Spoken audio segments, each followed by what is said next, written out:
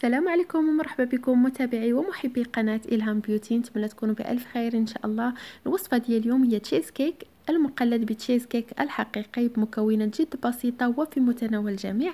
كنتمنى من الوصفة ديال اليوم تنال إعجابكم وتجربوها، واللي تزور القناة ديالي لأول مرة ما تنساوش تشتركوا فيها بالضغط على صابوني أو اشتراك أو سبسكرايب وتفعيل الجرس باش يوصلكم كل جديد.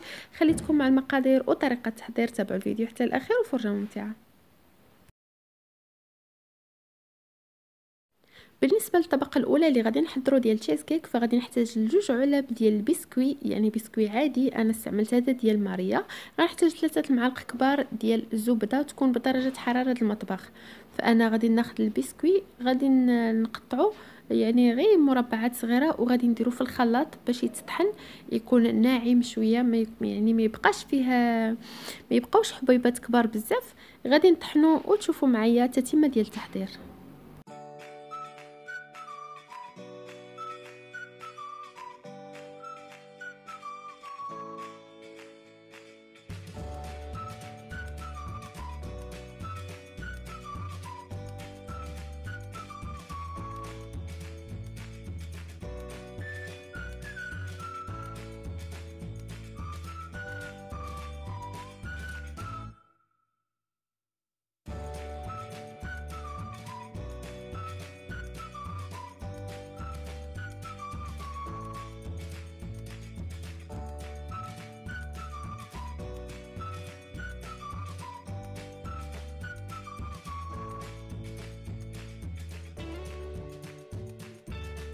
من بعد ما طحنت البسكويت كيف كتشوفوا انا غنضيف له 3 ديال المعالق ديال الزبده تكون بدرجه حراره المطبخ.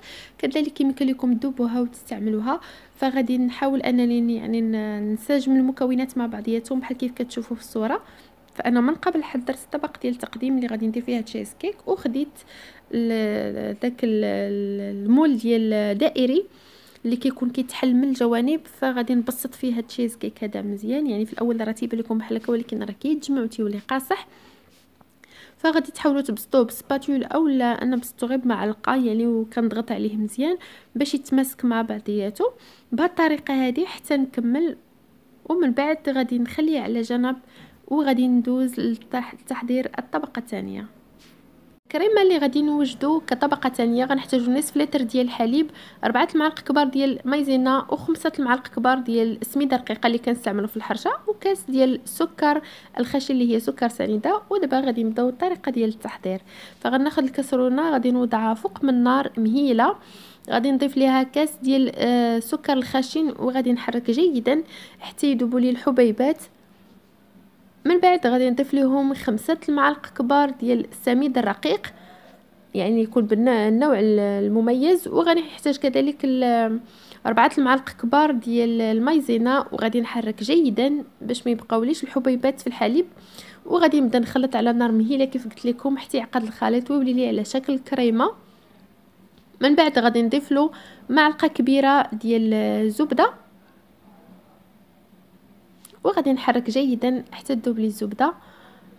من بعد غادي نزوله من فوق النار.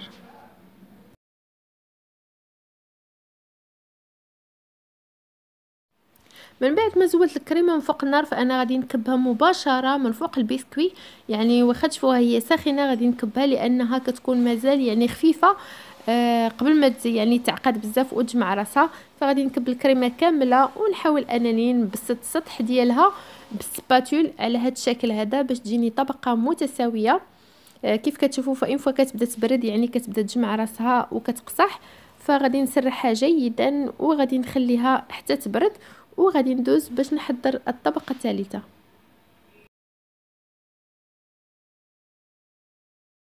بالنسبه للكريمه اللي غتكون كطبقه ثالثه غنحتاجو 3 الكيسان ديال عصير البرتقال، نصف كاس ديال السكر الخشن، ونصف كاس ديال المايزينا، ساشي ديال الفاني. وبالنسبه للقياس فغيكون بنفس الكاس اللي خدينا به العصير. غندوزو للطريقه ديال التحضير. غناخذ كسرونه غادي نوضع فيها 3 ديال الكيسان ديال عصير البرتقال. من بعد ما عصرته فانا صفيته. تقدروا كذلك تستعملوا حتى العصير ديال المندرين. فانا ضفت له نصف كاس ديال السكر الخشن ونصف كاس ديال المايزينا. ودابا غادي نضيف له ساشي ديال الفانيلا. غادي نحرك المكونات جيدا مع بعضياتهم باش يذوبوا وما يبقاليش يعني حبيبات فهاد الكريمه. فغادي نوضع الكاسرونه فوق من النار مهيله مع التحريك المستمر حتى تبدا تعقد لي الكريمه. يعني ما نوقفوش التحريك باش ما يتحرقش يعني باش ما يلصقش لينا في الكاسرونه. فهذا هو القوام ديالها من بعد ما كتبدا تعقد كيتكتف الحجم ديالها وتيتقل. فهاد الاثناء هذه غنزولها من فوق النار وغادي نكبها مباشره من فوق الطبقه الثانيه اللي كنت حضرت من قبل من بعد ما بردات. فكبوها مباشره باش ما تجمدش ليكم. فغادي نكبها وهي ساخنه كيف كتشوفوا. نحاول انني نسرح السطح ديالها جيدا بمعلقه اولا بسباتول باش تكون طبقه متساويه بحال كي كتشوفوا في الصوره. غادي نحاول انني يعني نحركها واحد شويه باش تقاد مزيان وغادي نغطيها ببابي اليمونتير غادي ندخلها للثلاجه حتى تبرد وغتكملوا معايا التحضير. من بعد ما بردات الكريمه كيف كتشوفوا دابا غادي ندوز للمرحله ديال التزيين. فانا خديت دوائر ديال البرتقال وقطعتهم الانصاف غادي نوضعهم في الجوانب وغنحاول انني نخلي مسافه بيناتهم تكون متساويه. بالنسبه للوسط فانا خديت دائره البرتقال وقطعتها من الجانب فقط وحاولت نعوجها بديك الطريقه باش تعطيني شكل جميل. والتزيين دائما تيبقى اختياري على اي حاجه كانت متوفره عندكم في المنزل. ودابا غادي ندوزو باش نشوفوا الشكل النهائي ديال التشيز كيك ديالنا.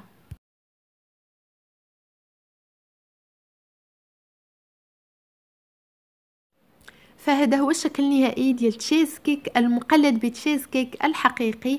كيف كتشوفوا فمن بعد ما زولت المول فهو كيزول بكل سهوله لا داعي باش دوزوا السكين من الجوانب باش ما يخسرش لكم الشكل ديالو. كيف كتشوفوا فهو تيجي على ثلاث شكل يعني ديال ثلاث طبقات، طبقه البسكوي وطبقه ديال الكريمه البيضاء وطبقه ديال كريمه البرتقال. فكيجي غزال بزاف شكلا ومذاقا وبمكونات جد بسيطه وفي متناول الجميع. يعني يقدر اي واحد يوجد تشيز كيك الا كان يعني مشهيه لا داعي اننا نخدموا الفرماج يعني كثروا علينا في المكونات. فهو كيجي لذيذ بزاف. كنتمنى من الوصفه ديال اليوم تنال اعجابكم وتجربوها.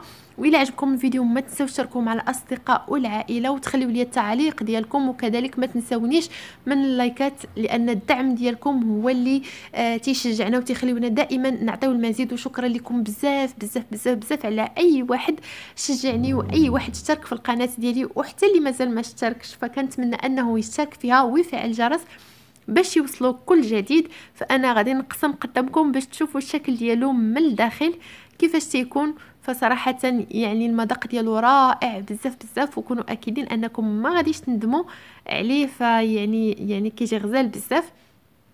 هذا هو الشكل ديالو من الداخل. فخليتكم في امان الله مع وصفه وفيديو جديد ان شاء الله. بسلام عليكم.